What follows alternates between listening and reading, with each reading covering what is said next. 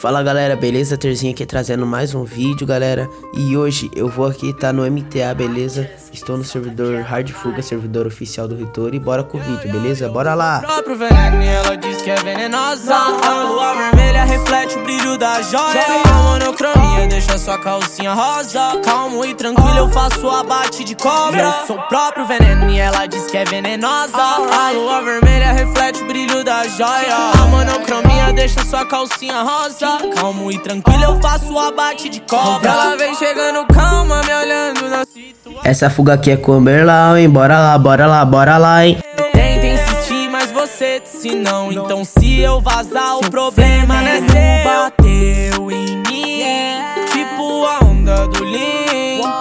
Vai nas riquezas e o din. Acredito nas deusas, mas creio só em mim. Que eu já passei veneno, yeah. E eu já reclamei por menos, yeah.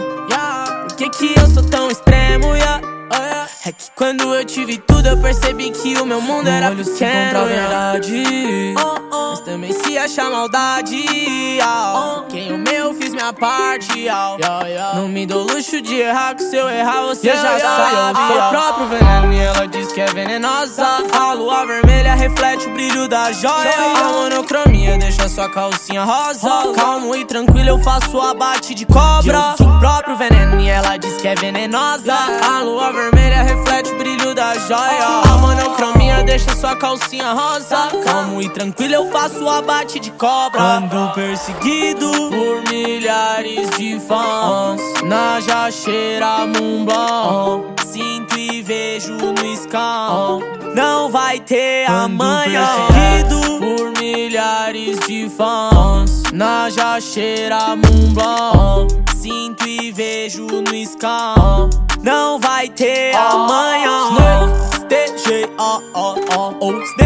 Ninguém não vai pegar. Deixa a chama brilhar. Quando eu menos esperava foi quando eu fui virar. Eu sou o próprio veneno e ela diz que é venenosa. A lua vermelha reflete o brilho da joia. A monocromia deixa sua calcinha rosa. Calmo e tranquilo eu faço o abate de cobra. Eu sou o próprio veneno e ela diz que é venenosa.